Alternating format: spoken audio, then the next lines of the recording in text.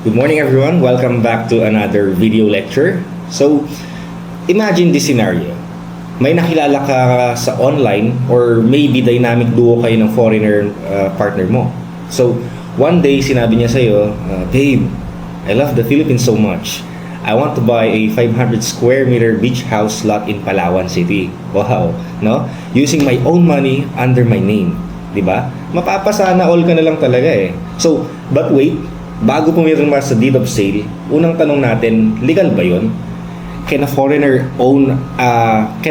actually own a land here in the Philippines? So, maraming content sa TikTok or mga hearsay or haka-haka, no? Sa TikTok, Reddit, at sa FB groups. So, kaya today, hihimay-himayin natin ang batas. Clear and simple. Walang legal jargon na pampasakit lang ng ulo para mas casual ang legal discussion natin. Again, by the way guys, just a disclaimer, this is not a legal consultation, no? This is for the general knowledge and for awareness and sharing of information. Okay, so by the end of this video, so ang ating objective, so number one, malaman ninyo or natin yung absolute rule on foreign land ownership. Number two is yung mga specific laws that prohibit or support it. Malalaman natin mamaya yan. And number three, so the legitimate 100% legal workarounds for foreigners to possess or enjoy real estate in our country, in the Philippines. Now, without further ado, let's answer the main question. Yan. So, can a foreigner own a private land in the Philippines? Short answer, generally, it's a big fat no. No? So, bakit no? Bakit no? Bakit hindi? So, hold your horses muna, guys, no? Hindi ito discrimination. It is a provision of our Constitution, the 1987 Constitution. So, under this Article 12, Section 7 of the Constitution, it is clear, save in cases of hereditary succession, no private lands shall be transferred or conveyed except to individuals, corporations, or associations qualified to acquire or hold lands of the public domain. In plain English, guys, only Filipino citizen and corporations where at least 60% of the capital is owned by the Filipinos can own private land in the Philippines. Yun yung sinasabi dito sa ating Article 12 and Section 7. And take note, which we will discuss further later, save in cases of hereditary succession. Ang sinasabi lang din nito, kapag ka ang isang foreign national or foreign citizen, not a Filipino, is a legal heir of a property, dun lang nag-exempt itong ating constitution. Sila pwede at yung mga corporations. So, anything else is not an exception. So, kailangan papasok ka lang dito sa dalawang exemption na to na malinaw na binanggit ng ating constitution. Now, bakit ganito? No? Bakit ganito ka-strict ang historical context kasi nito, guys?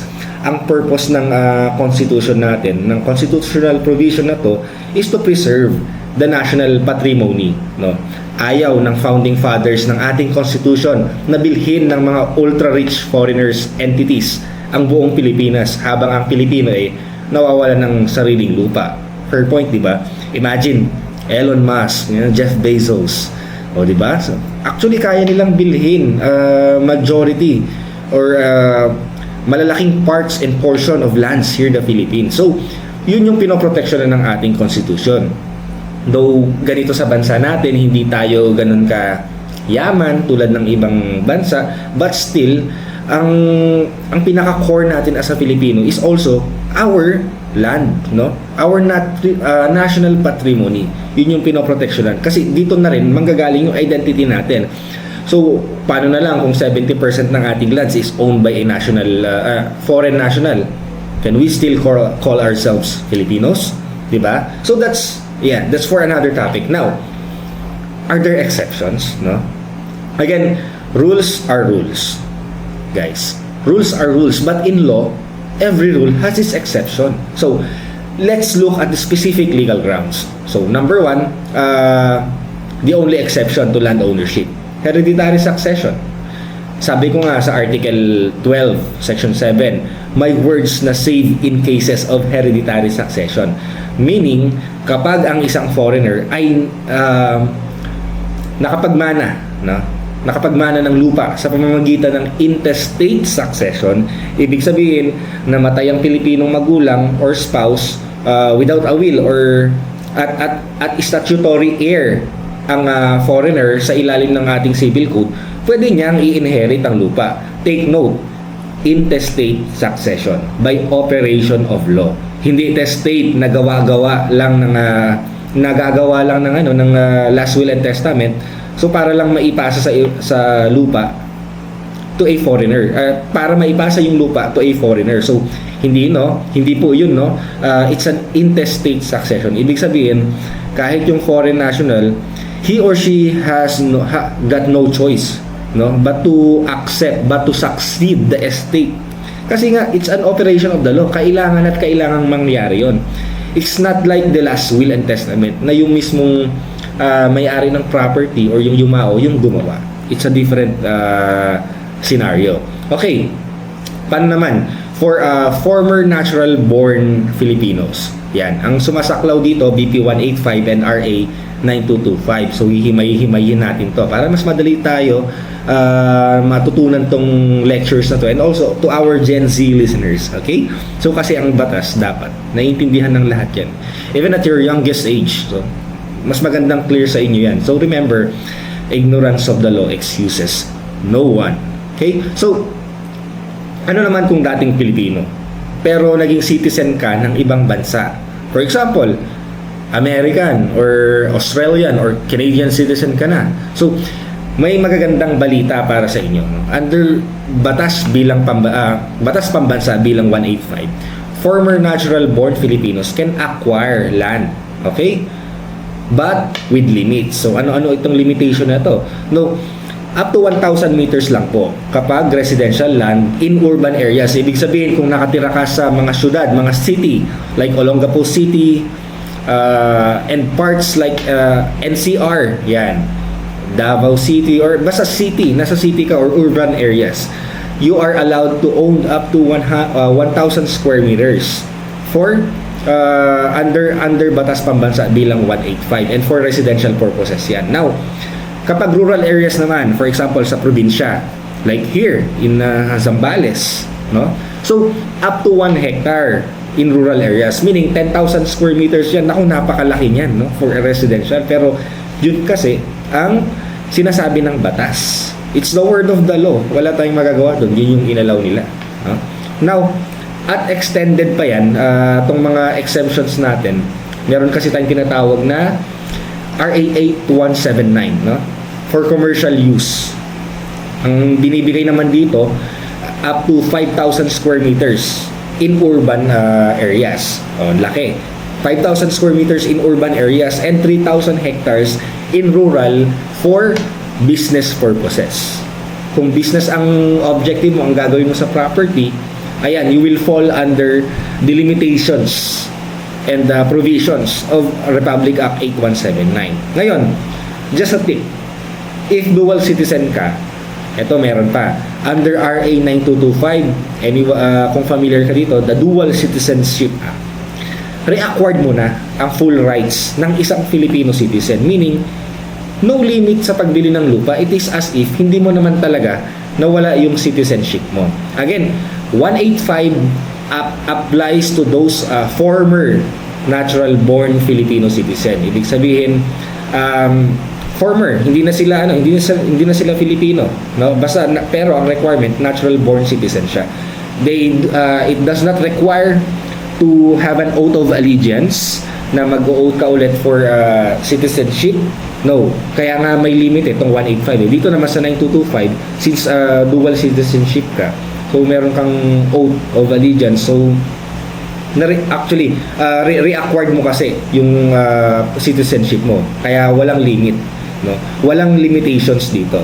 So it is as if parang katulad ko na ordinary Filipino citizen, yung mga rights and privileges ko on owning a property here in the Philippines, so walang limitation. Okay, so there are alternative ways foreigners can own possess property here in the Philippines. So, for example, sabi ng foreigner friend mo, Darren Shan, yan. Hindi naman ako former Filipino at hindi rin ako mag-aantay ng inheritance, no? Alam niya yung constitution natin. Paano ako makakapag-invest diyan? So, ganito yan. Don't worry friend, no? Legal ang Pilipinas sa investment. Remember, investments, no? Hindi siya ownership. Tawag natin diyan investment. So, here are 3 legit, sabi nga ng Gen Z, legit, no? And legal ways, legit na, legal pa for foreigners to enjoy a property in the Philippines without breaking the law. Siyempre, dun tayo sa, sa legal na, no? So, number 1 is buy a condominium unit, no? Which falls under RA 4726. So, anong sinasabi nito? So, under the Philippine Condominium Act, yung 4726, foreigners can own condo units 100% under their name. Hold your fire. Units only, units lang. 100% of the units. Ibig sabihin, yung isang unit, condo unit, not the entire project, kasi meron tayong limitation dito. So, ang condominium corporation kasi, ang structure dapat 60% Filipino owned and 40% foreign ownership. Ibig sabihin, yung foreign ownership doon sa condominium corporation ninyo cannot exceed 60%. At ang minimum naman na requirement for a Filipino-owned units in the condominium corporation is 60%. Let's say a condominium project or condominium building, meron siyang 100 units. So kailangan ang minimum nun is 60 units belong to the Filipinos, no? 60 units or more. And kailangan din, kung may mga foreigners ka doon, is it will not exceed 40%, no? 40 units. Kung 41 units na, hindi na kayo pwede mag-accept. Kasi nga ang upper limit lang for foreign ownership is 40%. So sa Filipino naman, kahit umabot pa yan ng 100%, walang problema. As long as na hindi yan bababa ng 60%. And also, yun nga, that's the reason why we have condominium corporation. Kasi ang trigger dito na magtayo ka ng condominium corporation, once na magkaroon ka lang ng kahit isang foreign ownership, 1% ownership, natitrigger nito ang pag-create ng condominium corporation. Kasi doon lang makakapasok yung ating mga foreigners to own a unit, no? Through a corporation. Kung halimbawa 100% Filipino owned, then you don't need a condominium corporation. So, I hope again i-discuss ko to sa ibang discussion itong Philippine Condominium Act natin, yung 4726 thoroughly. Okay. So, another method, long-term lease. Okay. So, kung ayaw ng condo at gusto talaga ng mga condominium alternatives lang like commercial lot, foreigners can lease a private land, no? Gusto nila commercial lot or even residential lot, i-lease nila yon if they want to do it for business, so pwede. So under RA 7652, foreign investors can enter into a long-term contract lease for up to 50 years and renewable for another 25 years. So again, there's a total of 75 years, no? You don't own the land title, but practically speaking, 75 years is almost a lifetime. Ilan na nga lang umaabot ng 75 years eh. Come to think of it, you're a 30 years old person or foreigner, then you were allowed for a 75 years lease. Oh, imagine magmamature yung lease mo at the age of 100 plus, no? Kung 30 plus years old ka. So, it's almost a lifetime to operate a resort business or build a residential house here in the Philippines. Na-enjoy mo na, ibig sabihin. At this point, na-explore mo na yung Philippines, na-enjoy mo na on having a residence here in the Philippines, on living here in the Philippines. Okay, so another method naman for the foreigners is the house ownership versus land lease. So ito yung pinaka-classic setup. So foreigners owns the building structure, the house itself, but they leases the land underneath it from a Filipino landowner. So legal ba to? Yes. Ang pinagbabawal lang ng constitution ay yung ownership ng lupa, di ba? Hindi yung improvements or building na nakatayo. So pwedeng i-lease niya yung property, then tayuan niya ng building. Okay yun. Wala tayong nilalabag na any rules of law doon. Kasi nga, ang pag-aari niya lang is yung structure. And wala namang sinabi sa ating constitution na na limited din even sa mga building ang ownership. Ang nililimitahan lang ng ating constitution ay yung ownership ng lupa. Ngayon, just a warning, no? We have this called anti-dummy laws. It's a common pitfall. So, bago tayo magtapos, just a serious warning. No? So, wag na wag ninyong susubukan yung dummy strategy. If ever you're familiar with that, ito yung bibili ng lupa, gamit yung pera ng foreigner, pero ipapangalan sa Filipina girlfriend. So, or sa driver, or sa kakilala, tapos magpapapirma ng secret side agreement or back-to-back deed of sale. So guys and friends and foreigner friends na interested pumunta dito sa Pilipinas at mag-invest, illegal po 'yon. It's a violative of our anti-dummy law or the Commonwealth Act number 108. Pwede niyo i-search yan, yung makita niyo yung provisions, ano yung mga pwede nyong ilabag kapag nagpaplano lang kayong i-circumvent yung law. But I suggest, do not attempt. Doon na tayo sa legal, no? So, ano yung magiging outcome pag nahuli ka? Pwedeng ma-forfeit yung property mo in favor of the government. Seize nila yan, kukunin nila yung property mo, no? Or pwedeng makulong parehas ang foreigner at ang Filipino dummy or yung girlfriend or yung driver na ipinangalan sa kanila yung land title. No, kasi simulated lang nag-disguise lang kayo di ba? So bawal 'yon. So pangatlo, syempre, kapag nag-away kayo ng girlfriend mo, sorry to say, the law will not enforce an illegal contract. So talo ang foreigners sa korte. So should there be any foreigners here listening, again, it will never be in favor to you guys because the legal documents are all named after your partners, no? You're not recognized by the law as a lawful owner of a land. So I suggest guys, to overseas viewers out there, that we do the legal way, to keep us from the headaches and the heartaches. Yan. So again guys, do it clean, do it legal. So okay, so it's almost end of our lecture na. Just to give you a recap, no? Foreigners cannot directly own land titles unless through a limited intestate inheritance or succession, no? Pangatlong point na na-discuss natin ngayon, former natural-born Filipinos have special privileges under BP 185. And then, pangatlo, na highlight lang din natin ngayon, na ang foreigners pala can legally own condos, pero 40% lang ang limit of ownership.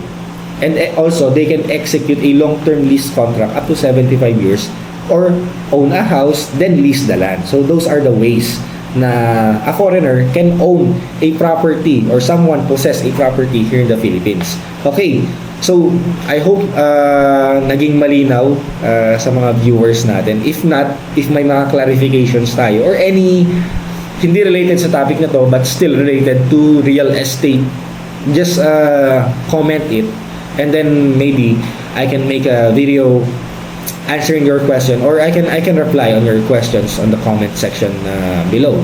Okay? So again, naniniwala kasi ako na the law doesn't have to be boring, no? And scary. It should be for all. Kahit at a very young age, you can study, you can understand the law, no? Because knowledge of law is your best asset, especially sa oras ng mga kagipitan. We don't know when we will use this, no? Again, guys, if you enjoy this video and find it helpful, please leave a like or drop your thoughts, questions, comments below, and share this video with someone who needs to hear this legal breakdown or for awareness purposes. Again, stay safe, stay informed, and always remember, know your rights and respect the law. Okay? And that is all.